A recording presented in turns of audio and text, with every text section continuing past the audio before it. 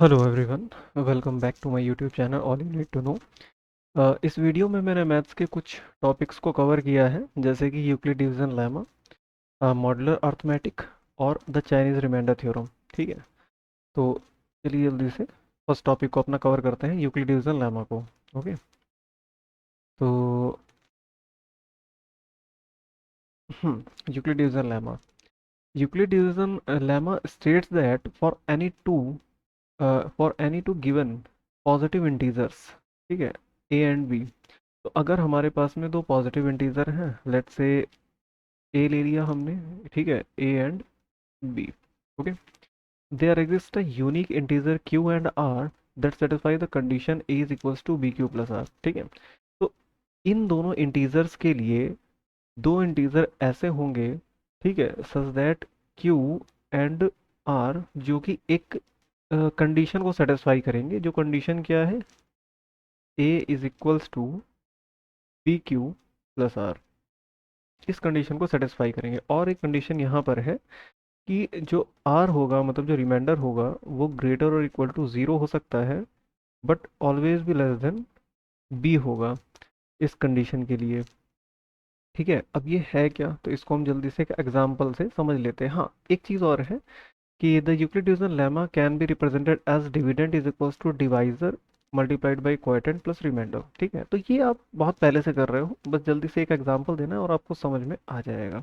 ठीक है, तो सबसे पहले जैसे एग्जांपल अगर हम ले लें, लेट्स से कि 12 एंड डिवाइडेड बाई 5। ओके, तो 12 को अगर हम 5 से डिवाइड कर दें तो क्या होगा? ठीक है, जैसे यहाँ पर डिवाइड कर देते हैं, तो ये हमने 12 ले लिया जैसे, और इसको हमने 5 से डिवाइड कर दिया, 5 टू ज़ा 10, 2 हमारा रिमाइंडर आ गया। यहाँ पर जैसे ही हमने रिमाइंडर को देखा, ठीक है, तो हमने क्या कर दिया, अपने डिवाइड को स्टॉप कर दिया। ठीक है, एक और एग्जांपल ले लेते हैं जल्दी से। अगर हम 12 को 6 से डिवाइड कर देते, ठीक है, अगर हम 12 को 6 से डिवाइड कर देते तो हमको रिमाइंडर क्या मिलता? ज़ीरो मिलता, कुछ भी नहीं मिलता। ठीक है, तो एक कंडीशन तो ये हो गई और एक कंडीशन ये हो गई। ठीक है, अब यहाँ पर जो 12 है, तो 12 है हमारा बी है, अगर सॉरी ए है, अगर हम कंपेयर करें यहाँ से, तो ये जो 12 है हमारा, तो ये क्या है? ए है। तो 12 को जब हम इस कंडीशन के फॉर्म में लिखते हैं, 12 इज इक्वल्स टू, इसको हमने डिवाइड किससे किया था? 5 से। कितने टाइम्स डिवाइड किया था? 2 टाइम्स। और हमको रिमाइंडर कितना मिला? रिमाइंडर मिला हमको 2। तो इसको हमने इस फॉर्मेट में लिख दिया, a plus b Q plus r. अब अगर इससे हम कंपेयर इसको करें, तो ए इज इक्वल्स टू, ये हमारा बी हो गया, ये हमारा क्यू हो गया, एंड ये हमारा आर हो गया। तो इंटीजर ए एंड बी के लिए, मतलब 12 के लिए एंड 5 के लिए, दो यूनिक इंटीजर हैं। ठीक है, क्योंकि 5 की अगर हम 2 से मल्टीप्लाई कराएंगे तो ही हमको 2 रिमाइंडर मिलेगा, और 2 ही रिमाइंडर मिलेगा अगर हम 5 से 12 को डिवाइड करें। तो क्यू और आर ये दोनों के दोनों यूनिक रहेंगे। यूनिक का मतलब 12 और 5 के लिए क्यू और रिमाइंडर की वैल्यू यही रहेगी, और किसी के लिए भी ये वैल्यू नहीं होने वाली है। ठीक है, तो इसका यूनिकनेस से ये मतलब है।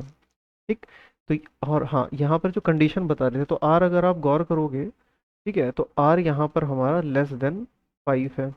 ठीक है, क्योंकि हमारा आर आ रहा है यहाँ पर 2, तो 2 always less than 5। Second case में हमारा रिमाइंडर 0 है। ठीक है, तो इस केस में रिमाइंडर आ रहा है 0, जो कि कंडीशन में हमने बताया था, आर से हम रिप्रेजेंट करते हैं रिमाइंडर को, और वो रिमाइंडर हमेशा हमारा जो डिवाइजर होगा, ठीक है, तो डिवाइजर से हमेशा लेस होगा, और जीरो के इक्वल भी हो सकता है और जीरो से बड़ा भी हो सकता है। तो ये दो कंडीशन हमको वेरीफाई करनी है। तो ये सिचुएशन हो गई और ये कंडीशन हो गई। और इसका यूज़ हम कहाँ करते हैं? तो इसका मोस्टली यूज़ हम करते हैं एचसीएफ फाइंड आउट करने में, highest common factor find out करने में। तो एक इसका ये यूज़ हो जाता है, और दूसरा यूज़, कई सारे यूज़ होते हैं, जैसे किसी की आपको डिविजिबिलिटी चेक करनी है, या मतलब रिमाइंडर्स फाइंड आउट करने हैं। ठीक है, तो ये सब भी इसके यूजेस हैं। ठीक है, तो इसके क्वेश्चन भी फर्दर वीडियो में अगर करेंगे। अगर आपको इसके क्वेश्चन समझने हैं और भी डिटेल में जानना है, ठीक है, तो आप कमेंट सेक्शन में लिख दीजिएगा, और इसके क्वेश्चंस और भी ज़्यादा हम करेंगे फिर। ठीक है, अभी और भी हमको टॉपिक है। मेरे बेसिक की वीडियो मैंने थ्योरी को समझने के लिए, कॉन्सेप्ट क्लियर करने के लिए बनाया है, तो इसमें ज़्यादा डिटेल में अभी मैं नहीं जा रहा हूँ। ठीक है, तो नेक्स्ट टॉपिक हमारा है मॉडुलर अर्थमेटिक। ठीक है, तो इसको समझते हैं, मॉडुलर अर्थमेटिक क्या है।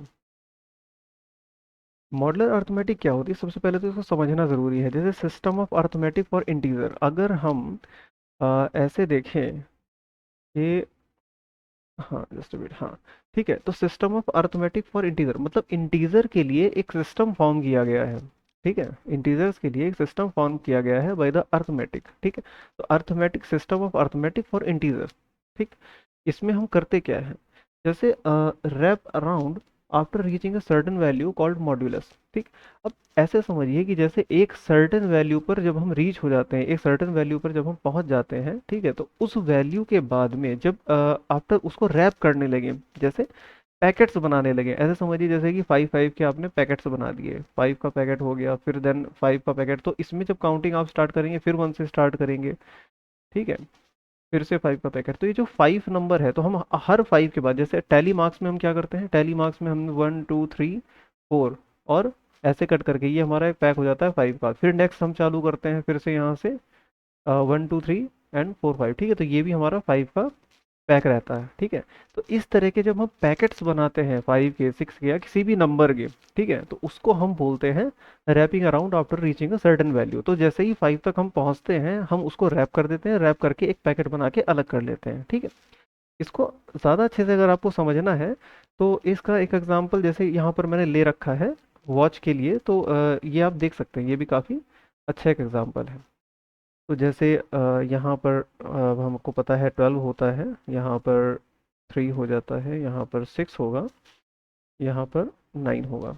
ठीक है, तो होता क्या है कि जब हम जैसे यहाँ से हम टाइम पे चलते हैं और बना लेते हैं, यहाँ पर 1 2, यहाँ पर 4 5 6, ये 7 हो जाएगा, ये 8 9, सॉरी 9 तो हो चुका है। हाँ, यहाँ पर हम लिखेंगे 10 एंड 11, तो 10 हो गया और ये 11 हो गया। तो मैंने एक क्लॉक का एग्जांपल लिया है। अब इसमें ऐसे सोचिए कि जैसे आप 1 से स्टार्ट करते हो, ठीक है, तो 1 2 3 4 12 तक पहुंचने के बाद में फिर आप क्या करते हो, 12 के बाद में 1 को फिर 13 आवर्स बोलते हो कि 13 आवर्स, टाइम क्या हुआ, 13 आवर्स। 13 आवर्स का मतलब रात के 1 बजे हैं। ठीक है, फिर उसके बाद में 14 आवर्स, 15 आवर्स, 16 आवर्स, है ना। तो इस तरीके से हम क्या करते हैं, फिर आवर्स में अपने टाइम को क्या करने लगते हैं, रिपीट करने लगते हैं। 23 आवर्स में 11 होता है, 24 आवर्स में फिर से हमारा यहाँ पर कंप्लीट हो जाता है, फिर से हम 1 से स्टार्ट कर देते हैं। तो इसमें जो हमारा मॉडुलस है, हमने किस नंबर पर पहुंचने के बाद में और रिपीट करना चालू कर दिया। ठीक है, तो किस नंबर तक हम पहुंचे थे, हम पहुंचे थे 12 तक। ठीक है, तो हम पहुंचे थे 12 तक, तो हमने 12 के बाद में रिपीट करना चालू कर दिया। तो यहाँ पर जो 12 है यही हमारा मॉड्यूलाई है। सॉरी, हाँ यही हमारा मॉडुलस होगा इस केस में, क्योंकि हम 12 के पहुंचने के बाद ही क्या कर रहे हैं, उसको रैप करते जा रहे हैं। ठीक है, तो इस तरीके से ये तो मॉडुलस को मैंने डिफाइन कर दिया कि जब हम किसी एक वैल्यू को रीच करने के बाद में उसमें मतलब रैप करके और फिर वहां से दोबारा से नंबर अगर रिपीट करना चालू कर देते हैं या उसके पैकेट बनाकर अलग करने लगते हैं, तो इसको हम कहते हैं कि हमने रैप अराउंड कर दिया after reaching a certain value called modulus. खत्म। तो मॉडुलस हमारी ये वैल्यू हो गई। अब इसका यूज़ कहाँ है, ठीक है, तो वाइडली देखिए, जो मॉडुलर अर्थमेटिक होती है तो उसका जो मोस्टली यूज़ कहाँ होता है, क्रिप्टोग्राफी में होता है। ठीक है, ये एक अलग टॉपिक है, इसको कभी फिर आगे देखेंगे, समझेंगे इसको। ठीक है, अब यहाँ से हम थोड़ा सा कॉन्ग्रुएंट इक्वेशंस के बारे में थोड़ा समझते हैं कि कॉन्ग्रुएंट इक्वेशंस होती क्या हैं। तो सबसे पहले हम यहाँ पर एक चीज़ देखते हैं, जैसे आपने अगर ये रिप्रेजेंटेशन देखी है, let's say A is equals to, sorry equal to नहीं, ये कॉन्ग्रुएंस का साइन होता है, ए कॉन्ग्रुएंट टू बी, और यहाँ पर हमने कर दिया मॉड एन। ठीक है, अब देखिए इसका क्या मतलब होता है। जैसे यहाँ पर हम अगर एग्जांपल ले लें, जैसे 11 को हमने लिखा था 23, हमें पता है 23 आवर्स होता है, तो हमने यहाँ पर लिख दिया 23 कॉन्ग्रुएंट टू कितना, let's say 11 reminder, 23 congruent to 11 mod 12। ठीक है, तो यहाँ से हमको पता है कि जो 23 है, तो 12 के बाद कितने टाइम्स में आ जाता है, 11 टाइम्स में आ जाता है। ठीक है, 12 के बाद 11 काउंट अगर आप करोगे तो आप पहुँच जाओगे। ये इसको ऐसे भी आप समझ सकते हो कि जब 23 को आप अगर 12 से डिवाइड करते हो, तो कितना, आपको रिमाइंडर क्या मिलता है यहाँ पर, या ऐसे इसको थोड़ा और अच्छे से लिख लेते हैं, यूक्लिड डिवीजन लेमा की फॉर्म में ही लिख लेते हैं, ज़्यादा सही है। हम्म तो जैसे अगर आपने 23 को डिवाइड किया 12 से, तो 12 वन ज़ा 12, तो आप वन टाइम इसको डिवाइड करेंगे और रिमाइंडर आपको मिलेगा 11। ठीक है, तो ये आपको 11 जो रिमाइंडर मिल रहा है, ठीक है, तो उस रिमाइंडर को हमने लिख दिया है यहाँ पर। ये तो हो गया हमारा रिमाइंडर, ये वैल्यू हमारी हो गई जिस पर हमको इसको कैलकुलेट करना है। और ये मॉड्यूल, ये जो मॉडलाई है, इसको शॉर्ट में मॉड भी बोल देते हैं, ठीक है। तो ये 12 है, ये वो नंबर है जिसको रीच करने के बाद हमने इसको मतलब रीच करने के बाद रैप करना चालू किया था, ठीक है। तो ये हमारा मॉड्यूल हो गया, ये हमारा यहाँ पर रिमाइंडर हो गया, और यहाँ पर ये हमारा नंबर हो गया जिसके बारे में हमें कैलकुलेशन करनी है, ठीक है। अच्छा, अब यहाँ पर जो इसका रिप्रेजेंटेशन होता है, इसको पढ़ते कैसे हैं, जैसे यहाँ से हमने टॉपिक लिया था अपना a congruent to b mod m, ठीक है। तो इसको हम पढ़ते कैसे हैं, ये वाला जो साइन है इसको हम सिंपल से एस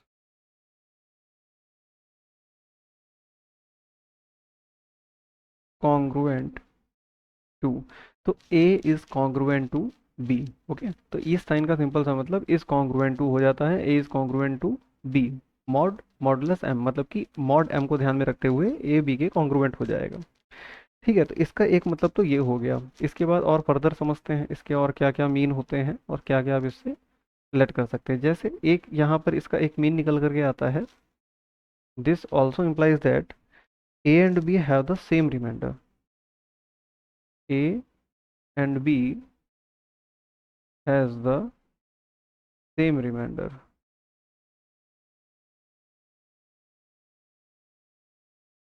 ठीक है। तो ये भी एक कंडीशन होती है, ठीक है, when they divided by N, when they divided by N, ठीक है। तो अगर एन से हम डिवाइड करें और इन दोनों के रिमाइंडर भी सेम रहते हैं, हमेशा नहीं होते हैं, ठीक है, लेकिन कुछ केसेस में होते हैं। एग्जाम्पल के लिए इसका एग्जाम्पल आप समझ सकते हो, जैसे अगर हम 38 है, ऐसे लिख लें 38 is congruent to 14, 38 is congruent to 14 mod 12, mod 12, ठीक है। तो अगर आप देखो तो 12 से अगर आप 38 को डिवाइड करोगे और 12 से अगर आप 14 को डिवाइड करोगे, ठीक है, तो दोनों से ही आपको जो रिमाइंडर मिल रहा है वो कितना मिल रहा है, 2 मिल रहा है। तो ये केस है जिसमें आप कह सकते हो कि मतलब इस केस के थ्रू आप एक्सप्लेन कर सकते हो इस स्टेटमेंट को कि A and B has the same remainder when they divided by N, ठीक है।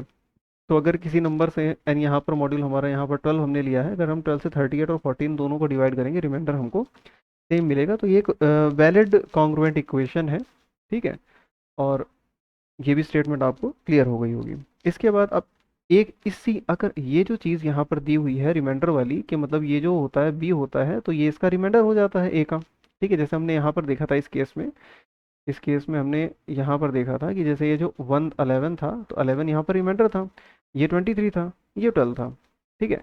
तो इसी तरीके से यहाँ पर इस स्टेटमेंट के लिए अगर हम जनरलाइज करना चाहें, इस स्टेटमेंट के लिए अगर हम जनरलाइज करना चाहें तो हम उसको कैसे लिखेंगे, ठीक है। तो वो हमारा नेक्स्ट पॉइंट हो जाएगा इसका, उसको भी देख लेते हैं।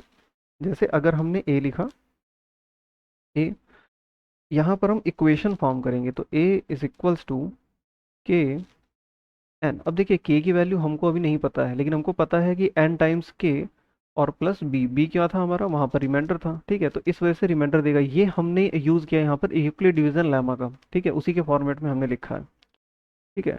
तो यूक्लिड डिवीजन लेमा का यूज़ करके हमने ये देख लिया कि जो ए है उसको अगर हम एन से डिवाइड करते हैं के टाइम्स, तो रिमाइंडर हमको क्या मिल रहा है, बी मिल रहा है। तो एक नोटेशन ये भी है। इसी नोटेशन से हम एक कंक्लूजन पर और पहुंच सकते हैं, this also implies that B को अगर हम दोनों साइड में सब्ट्रैक्ट कर दें, L H S R H S दोनों साइड में अगर बी को सब्ट्रैक्ट कर दें, तो हमको मिलेगा a minus b is equals to k times n. और ये क्या इंप्लाई कर रहा है, this implies that n divides, this implies that n divides a minus b, मतलब कि ए और बी के डिफरेंस को भी एन क्या कर रहा है, डिवाइड कर रहा है, ठीक है। तो यहाँ पर इतनी सब चीज़ें आई होप समझ में आ गई होंगी, ठीक है। तो इतनी चीज़ें ये आपको समझनी थी बहुत अच्छे से, ठीक है। हाँ, यहाँ पर ये सब जो के है, एन है, ए एंड बी है, तो ये सभी हमारे क्या हैं, इंटीजर हैं। यहाँ पर मैं नोट डाल करके बता देता हूँ इस चीज़ को, आप लिख भी लेना, ठीक है। Where where A B and K all belongs to integer, ठीक है। ये सभी हमको इंटीजर मतलब इंटीजर की तरफ है, मतलब इंटीजर से ही हम इनको गेट कर सकते हैं, नेगेटिव पॉजिटिव कुछ भी हो सकते हैं, ठीक है। और जो एन होता है, तो एन के बारे में हमको ये ध्यान रखना है कि एन हमारा वन नहीं होगा, पॉजिटिव इंटीजर होगा यहाँ पर, स्पेशली जो एन होगा, तो N belongs to positive integer also greater than one, ठीक है। N has to be greater than one, one से बड़ा होना चाहिए, क्यों? क्योंकि वन से डिवाइड करोगे तो फिर गड़बड़ी हो जाएगी। अब सपोज दैट अगर आपने इसी में ही मॉडल अगर वन ले लिया, तो वन से अगर इसको डिवाइड करोगे एन को, ठीक है, इसमें 11 हो गया, 23 हो गया, तो रिमाइंडर तो सब सेम आने से रहा, ठीक है। कंडीशन ही फॉलो मतलब फेल हो जाएगी, ये जो पहली कंडीशन यही फेल हो जाएगी, दूसरी वाली कंडीशन की तो बात ही छोड़ दो। तो जो एन होना चाहिए वो हमारा वन से बड़ा होना चाहिए और बिलोंग्स टू इंटीजर्स होने चाहिए, ठीक है। अब इस अगर इतना आपको समझ में आ गया है, तो हम बढ़ते हैं नेक्स्ट टॉपिक पे, द चाइनीज रिमाइंडर थ्योरम, ठीक है। अगर कोई डाउट अगर या कोई भी कंफ्यूजन हो या डाउट हो, तो आप बिल्कुल कमेंट सेक्शन में लिखिए, मैं उसको रिप्लाई करूंगा, वीडियो बना कर दूंगा, ओके। नेक्स्ट टॉपिक पे, द चाइनीज रिमाइंडर थ्योरम, अब इसको देख लेते हैं। तो चाइनीज रिमाइंडर थ्योरम का यूज़ क्या है? It is use to solve a set of different congruent equation with one variable. तो डिफरेंट कॉन्ग्रुएंट इक्वेशन होंगी, वेरिएबल उसमें सिर्फ एक होगा, ठीक है। एग्जाम्पल क्या है इसके? एग्जाम्पल देख लें अगर, तो एग्जाम्पल के तौर पे जैसे हम हमारे पास में ये x इज इक्वल्स टू और a1 मॉड और स्मॉल m1, यहाँ पर ध्यान देना है आपको कि स्मॉल m1 है, ठीक है। फिर x वेरिएबल सेम रहेगा, यहाँ पर भी x है, यहाँ पर भी x है, यहाँ पर हो जाएगा हमारा a2 और मॉड स्मॉल m2, एक ये हो गया। और इसी तरीके से अगर हमारे पास में कुछ n इक्वेशंस हैं, तो x इज इक्वल्स टू हो जाएगा हमारे पास में a n मॉड n हो गया, तो n को हम यहाँ पर a n कर स्मॉल m n कर देते हैं, ठीक है। तो इतनी इक्वेशंस हमारे पास में अगर अवेलेबल हैं, इनको हम क्या बोलते हैं? इनको हम बोलते हैं कॉन्ग्रुएंट इक्वेशंस, जो हम ऊपर देख चुके हैं, ठीक है। मतलब क्या होता है, यहाँ पर हमने कॉन्ग्रुएंस का साइन लेना है, सॉरी इक्वल का नहीं लेना है, कॉन्ग्रुएंस का साइन लेंगे सब जगह, ठीक है, क्योंकि कॉन्ग्रुएंट इक्वेशंस हैं ये सारी की सारी, कॉन्ग्रुएंट इक्वेशंस, ओके। तो कॉन्ग्रुएंट इक्वेशंस हो गई, ठीक। अब इसके बाद में, हाँ, यहाँ पर जो सीआरटी स्टेट करती है इन इक्वेशंस के बारे में, कि इनका अगर इनका एक यूनिक सोल्यूशन होना है, मतलब कि जो एक्स की वैल्यू है, ये जो एक्स की वैल्यू है, तो जितनी भी इक्वेशन होंगी, ठीक है, तो वो हमारे पास में क्या नहीं है, सिर्फ एक ही सोल्यूशन आना, यूनिक सोल्यूशन आना है, ठीक है। और मॉडल्स यहाँ पर क्या होने चाहिए? जैसे यहाँ पर दिया था स्टेटमेंट में, different moduli which are relatively prime, मतलब कि यहाँ पर जो m1 m2 m3 वगैरह है, जैसे ये small m1 m2 m3 dot dot dot और ये स्मॉल mn, ठीक है। तो ये सभी हमारे क्या है, रिलेटिवली प्राइम है, या बेसिकली कहा जाए कि को प्राइम्स हैं, मतलब कि इनमें से किन्हीं भी दो को अगर हम साथ में ले लें, ठीक है, किन्हीं भी दो को अगर हम साथ में ले लें, तो उनका जो बीच का जो कॉमन फैक्टर होगा, तो वो वन ही हो सकता है, वन के अलावा कुछ नहीं हो सकता, ठीक है। एग्जाम्पल के तौर पे ऐसे समझ सकते हैं आप कि जैसे मान लीजिए 3 है और 5 है, तो देखिए 3 और 5 को प्राइम नंबर्स हैं, इन दोनों में कोई भी कॉमन फैक्टर नहीं है अदर देन वन, सिर्फ वन ही है जो कॉमन फैक्टर है, बाकी कोई कॉमन फैक्टर है ही नहीं है। और एग्जांपल इसके ऐसे ले सकते हैं, जैसे ये तो प्राइम है, ये भी प्राइम है, तो इसको भी छोड़ के जैसे अगर हम ले लें 3 ले लें और 4 ले लें, तो ये प्राइम है, ये प्राइम नहीं है, लेकिन फिर भी इनमें कोई कॉमन फैक्टर नहीं है, ठीक है। तो ये एग्जाम्पल हो गया इनका रिलेटिवली प्राइम होने का, ठीक है। तो अगर ये किसी मॉडुलाई अगर रिलेटिवली प्राइम है, डिफरेंट मॉडुलाई हैं, और वो रिलेटिवली प्राइम है, ठीक है, तो इनको सॉल्व करने के लिए हम चाइनीज रिमाइंडर थ्योरम का यूज़ करते हैं, ठीक है। अब इनको सॉल्व कैसे करेंगे, तो उसके लिए देख लेते हैं, उसके लिए फॉर्मूला हम अपना देख लेंगे।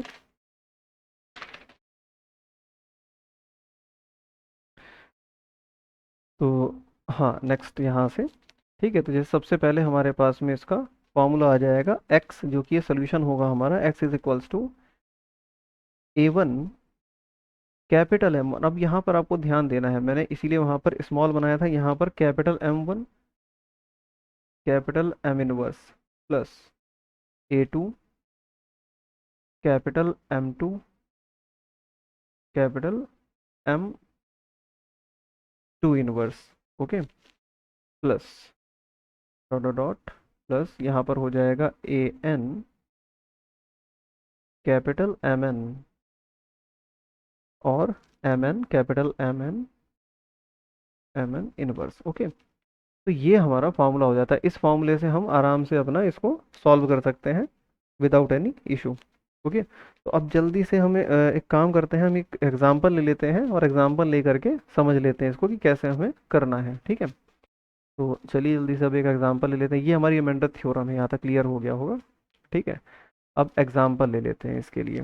एग्जांपल में सबसे पहले हमने लिया,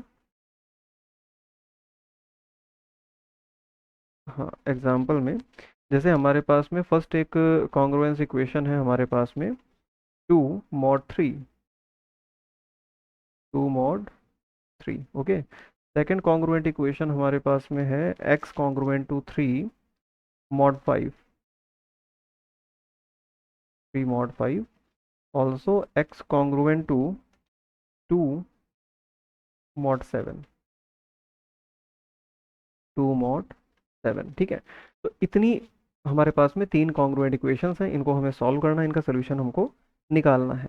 तो सबसे पहले हम इसको कंपेयर करते हैं जनरल फॉर्म से। तो अगर हम जनरल फॉर्म से कंपेयर करें तो x कॉन्ग्रुएंट टू क्या होता है, M1 और मॉड स्मॉल M1 होता है। ठीक है, इसी तरीके से इसको कंपेयर करेंगे, x इज इक्वल्स टू यहाँ पर क्या हो जाएगा, A2 मॉड और स्मॉल M2 होता है, और यहाँ पर x इज इक्वल्स टू हो जाएगा A3 मॉड स्मॉल M3। ठीक है, तो यहाँ से हम अपनी वैल्यूज़ को गेट कर सकते हैं। यहाँ से हमको वैल्यूज़ क्या क्या मिल जाएंगी जब कंपेयर करेंगे, तो A1 इज इक्वल्स टू आ रहा है हमारा 2। तो यहाँ से हमको जो वैल्यूज़ मिल रही हैं उनको हम लिख दे रहे हैं यहाँ पे। ठीक है, तो A1 is equals to 2। Okay, A2 is equals to 3 है, and A3 is equals to, ये भी 2 है। ठीक है, तो 2 3 2 ये हमको वैल्यूज़ मिली। ठीक है, तो ये 2 है, A2 इज इक्वल्स टू 3 और A3 इज इक्वल्स टू 2 है। इसके बाद में अब अगर M1 M2 और M3 को भी हम कंपेयर कर लें तो वो भी देख लेते हैं। तो M1 क्या हो जाएगा, स्मॉल M1 हो गया हमारा 3। इसी तरह से जो स्मॉल M2 हो गया हमारा, वो कितना हो गया, 5। जस्ट कंपेयर कर रहे हैं हम। ठीक है, इसके बाद में जो स्मॉल M3 होगा, तो स्मॉल M3 हो जाएगा हमारा 7। ठीक है, तो 3 5 7 ये हमारे पास में तीन इसकी वैल्यूज ही हमको गेट हो गई, small M1 small M2 small M3। और ये तीनों के तीनों ही रिलेटिवली प्राइम है, 3 5 7, इनमें कोई भी कॉमन फैक्टर नहीं है अदर देन 1। ठीक है, अब इसके बाद में हमें निकाल, अब देखिए यहाँ पर क्या है, एक अच्छा यहाँ पर एक चीज़ मैंने मिस कर दी, जो चाइनीज रिमाइंडर थ्योरम है, यहाँ पर इसी में आगे मॉड M भी होता है, यहाँ पर मॉड और कैपिटल M होता है। ओके, तो सॉरी फॉर दैट, यहाँ पर कैपिटल मॉड M भी होता है, ये मुझे भूलना नहीं था, सॉरी अबाउट इट। नाउ, तो अब सबसे पहले हम कैपिटल M ही फाइंड आउट करेंगे। ठीक है, तो कैपिटल M कैसे फाइंड आउट करेंगे, जो कैपिटल M हमारा होता है, ठीक है, तो कैपिटल M हमारा हो जाता है the product of M1 M2 M3। तो यहाँ हमने लिख दिया M1 multiplied by M2 multiplied by M3। ठीक है, तो सबसे पहले जब हम वैल्यूज़ को पुट करेंगे तो हमको M1 M2 M3 की वैल्यूज़ मिल जाएंगी। ठीक है, तो अब उसके लिए हम क्या करें, तो सबसे पहले M1 क्या 3 है, तो यहाँ पर 3 मल्टीप्लाइड बाई 5 मल्टीप्लाइड बाई 7, तो हम देख पा रहे हैं कि इससे वैल्यू हमको मिल जा रही है 105। ओके, तो कैपिटल M हमारा आ रहा है 105। ठीक, तो यहाँ तक वैल्यूज हमारे पास में गेट हो गई, लेकिन अभी हमको और वैल्यूज भी चाहिए। कौन कौन सी वैल्यू चाहिए, एक तो ये चाहिए M1 चाहिए, M2 चाहिए और Mn वगैरह भी चाहिए। तो यहाँ पर देखिए M1 M2 Mn क्या, हमको तो बस खाली तीन वैल्यूज चाहिए, क्योंकि यहाँ पर तीन इक्वेशंस हैं, तो Mn तक तो हमें जाने की ज़रूरत है नहीं। हमें M1 चाहिए, M2 चाहिए और M3 चाहिए। ठीक है, तो ये तीन वैल्यूज से हमारा काम हो जाएगा। ठीक है, तो सबसे पहले थोड़ा सा कलर डिफरेंट ले लेते हैं इस बार। हम्म, ठीक है, तो यहाँ से अब सबसे पहले हमें निकालना है कैपिटल M1। अब वो कैसे निकालेंगे वो भी देख लेते हैं। ठीक है, तो जो कैपिटल M1 होता है तो उसको निकालने के लिए आप क्या करोगे, जो हमने कैपिटल M निकाला था, कैपिटल M को आप स्मॉल m1 से डिवाइड कर दो और आपका कैपिटल M1 आ जाएगा। ठीक, इसके बाद में कैपिटल M2 निकालना है आपको, तो कैपिटल M2 निकालने के लिए कैपिटल M को डिवाइड कर दो स्मॉल m2 से। और M3, कैपिटल M3 अगर आपको निकालना है तो कैपिटल M3 निकालने के लिए आप कैपिटल M को स्मॉल M3 से डिवाइड कर दो। ठीक है, तो सबसे पहले स्मॉल m कितना है, स्मॉल m हमारा है 105। या फिर इसको हम जब डिवाइड करना है तो फैक्टर फॉर्म में ही लिख लेते हैं, तो 3 × 5 × 7। तो जब इसको हम M1, स्मॉल m1 कितना था, स्मॉल m1 था हमारा 3। ये हमारा स्मॉल m1, ये हमारा स्मॉल m2 और ये हमारा स्मॉल m3 है। ठीक है, तो इसको हम डिवाइड करेंगे 3 से, तो 5 7 35। तो पहला कैपिटल M1 हमको मिल गया। इसी तरीके से जब इसमें करेंगे तो 105, अब मैं शॉर्ट में कर दे रहा हूँ, 105 डिवाइडेड बाई M2 कितना है, M2 हमारा 5 है। तो 5 से 5 टू 10, 5 1 5, तो 21 यहाँ से मिल गया हमको। और 105/7। ओके, तो कितना मिल गया, 15 मिल गया हमको। ओके, तो ये तीन वैल्यूज हमको मिल गई। M1 मिल गया हमको, M2 भी मिल गया और M3 भी मिल गया। ठीक, इतनी वैल्यूज हमको मिल गई। अब इसके बाद में अभी देखिए और वेरिएबल हम इसमें चाहिए। ठीक है, देखिए M1 M2 M3 मिल गया। अब एक चीज़ हमको और फाइंड आउट करनी है, तो वो भी देख लेते हैं जल्दी से। जैसे कि एक, अब हमको इन्वर्स फाइंड करना है, तो M1 इन्वर्स और ये M2 इन्वर्स और ये MN इन्वर्स, तो जितने भी हैं M3 इन्वर्स वगैरह ये भी फाइंड कर लेते हैं। अब ये कैसे फाइंड करेंगे तो उसको देख लेते हैं जल्दी से। अगर हम M1, जो कैपिटल M1 है, जो कैपिटल M1 की मल्टीप्लाई अगर करते हैं हम कैपिटल M1 इनवर्स से, ठीक है, then we get 1 mod M1। ये फॉर्मूला होता है निकालने के लिए स्मॉल m1। ठीक है, मतलब ये है कि इसमें जो प्रोडक्ट है अगर हम उसको M1 से डिवाइड करें तो हमको क्या रिमाइंडर मिलना चाहिए, 1 मिलना चाहिए। देख लेते हैं जल्दी से एग्जांपल। जैसे M1 हमारा कितना 35 है, तो हमने यहाँ पर पुट कर दिया 35, पुट कर दिया। 35 को मल्टीप्लाई करें किस वैल्यू से, ठीक है, 35 को हम किस वैल्यू से यहाँ पर मल्टीप्लाई करें कि हमको रिमाइंडर क्या मिल जाए, 1 मिल जाए। तो इसके लिए हम वैल्यूज चूज कर सकते हैं, या तो फिर हम यूक्लिड डिवीजन लेमा से फाइंड आउट कर सकते हैं, थोड़ा सा इधर उधर करके। हमको बस खाली देखिए रिमाइंडर हमको पता है, और डिवाइड किससे करें वो भी हमको पता है, मॉड्यूल पता है, किसको डिवाइड करना 35 वो भी पता है, तो हम डायरेक्ट वैल्यूज भी इसे कैलकुलेट कर सकते हैं। ठीक है, तो जैसे यहाँ पर अगर हम वैल्यू 1 ले लें, जैसे अगर हम 1 ले लेते हैं यहाँ पर, तो 35 यहाँ पर 1 रिमाइंडर आना ही चाहिए, ये फॉर्मूले का पार्ट है। ठीक है, ये निकालने के लिए हमारे पास में यहाँ पर 1 आना ही चाहिए। ठीक है, अगर 1 नहीं आता है तो फिर आपका रॉन्ग हो जाएगा। ठीक, तो 1 mod। और स्मॉल m1 क्या था हमारा, स्मॉल m1 है हमारा 3, स्मॉल m1 3 है, तो यहाँ पर हम 3 से, तो 3 से अगर हम 35 को डिवाइड करें, अब 35 होता है, तो 35 को अगर हम 3 से डिवाइड कर दें यहाँ पर, ठीक है, तो क्या हमारा रिमाइंडर 1 आएगा। यहाँ पर सॉरी ऐसे लिखना नहीं है हमको। हाँ ठीक है, तो अगर हम 35 को 3 से डिवाइड करते हैं तो क्या 1 आ रहा है, नहीं आ रहा है। और अगर 1 आ नहीं रहा है तो फिर ये जो मॉड्यूल हो गया ये हमारा रॉन्ग हो गया, इनवैलिड मॉड्यूल हो गया। तो इनवैलिड मॉड्यूल पे तो हम कैलकुलेशन नहीं करेंगे ना, तो इनवैलिड मॉड्यूल को हमको हटाना पड़ेगा। ठीक, तो अब 1 की जगह क्या करें, 2 वैल्यू लेके देख लेते हैं, तो ये वाला तो हमारा रॉन्ग हो गया। ठीक है, तो इसको हम हटा देते हैं।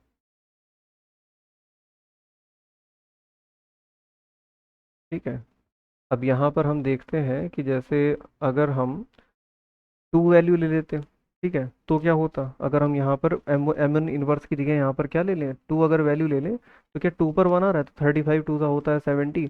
और 3 से अगर हम 70 को डिवाइड करें तो हमको रिमाइंडर क्या मिल रहा है, 1 मिल रहा है। तो मतलब यहाँ से इस कंडीशन को सेटिस्फाई हो गया, तो हमको M1 इनवर्स की वैल्यू क्या मिल गई, 2 मिल गई। तो M1 इनवर्स की वैल्यू हमको यहाँ से मिल गई 2।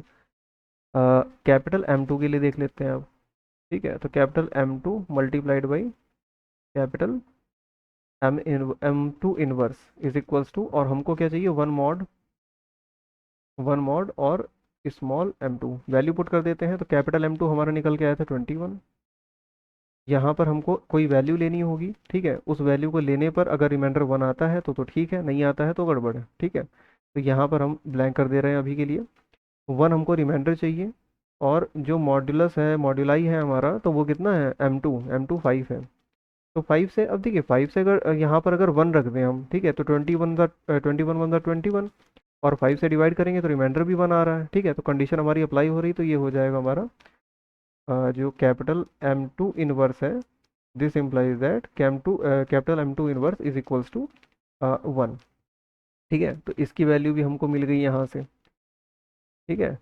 इसकी वैल्यू भी हमको यहाँ से मिल गई, ठीक है। अब एक और बचा है थर्ड, उसको भी देख लेते हैं जल्दी से,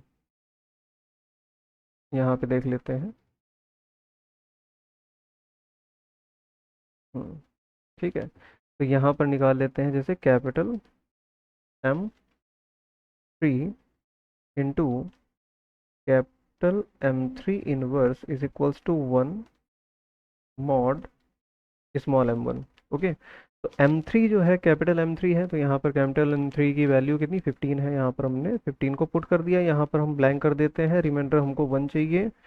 और मॉड M1 की वैल्यू कितनी है, M1 की वैल्यू, सॉरी M3 आएगा यहाँ पर, माय बैड, यहाँ पर M3 आएगा। M3 हमारा 7 है, ठीक है। तो 7 से देखते हैं, अब देखिए 15 है, अगर 7 टू द 14 रिमाइंडर, अगर हाँ यहाँ पर अगर हम 1 वैल्यू ले लेते हैं तो रिमाइंडर हमको 1 मिल रहा है। 15 वन द 15, और 15 को 7 से आप डिवाइड करोगे तो आपको रिमाइंडर 1 मिल जाएगा। तो यहाँ पर भी दिस इम्प्लाइज दैट कि जो हमारा कैपिटल M3 इनवर्स है, तो कैपिटल M3 इनवर्स कितना आ रहा है, कैपिटल M3 इनवर्स आ रहा है हमारा 1। तो हमारी जितनी वैल्यूज थी फॉर्मूला में पुट करने के लिए, तो सारी की सारी वैल्यूज हमको मिल गई हैं, ठीक है। अब हम सिंपली फार्मूला लगाएंगे और उसमें सब वैल्यूज़ को अपना पुट कर लेंगे, ठीक है। तो मैं थोड़ा सा मिनिमाइज करूँ, ओके, ठीक है। तो और चाहे थोड़ा सा कर दें इसको, नहीं ज़्यादा हो रहा है, कितना, ठीक है, ठीक। अब देखिए, ठीक है, तो यहाँ से, यहाँ से अब सबसे पहले हम अपना फार्मूला अप्लाई कर देते हैं। ये सेक्शंस बनानी भी ज़रूरी हैं ताकि सेपरेट आपको समझ में आएगी क्या इसका मतलब है। तो सबसे पहले capital X is equals to, हमारा फॉर्मूला जो डेवलप होगा, तो A1 capital M1 inverse plus A2 capital M2 inverse plus A3 capital M3 inverse mod capital M, ठीक है। तो ये हमारा फॉर्मूला हो गया। अब इस फॉर्मूला में जल्दी से हम सारी सारी वैल्यूज़ को पुट कर देते हैं। तो A हमारा है 2, ओके। कैपिटल M1 हमारा है, कैपिटल M1 कितना है, 35। M1 inverse, capital M1 inverse कितना है, 2 है, प्लस A2 कितना आया, A2 आया हमारा 3, कैपिटल M2 आया 21, M2 इनवर्स आया हमारा 1, प्लस A3 कितना आया, A3 आया हमारा 2, ठीक है। A3 हमारा यहाँ पर गिवन है, वैल्यूज देख सकते हैं A1 A2 A3 की, ठीक है। इसके बाद कैपिटल M3 कितना है, तो कैपिटल M3 हमारा यहाँ पर है, कैपिटल M3 15, M3 इनवर्स कितना आया है, 1 आया है। तो यहाँ पर हमने ये भी वैल्यू पुट कर दी, और mod mod of capital M, ठीक है।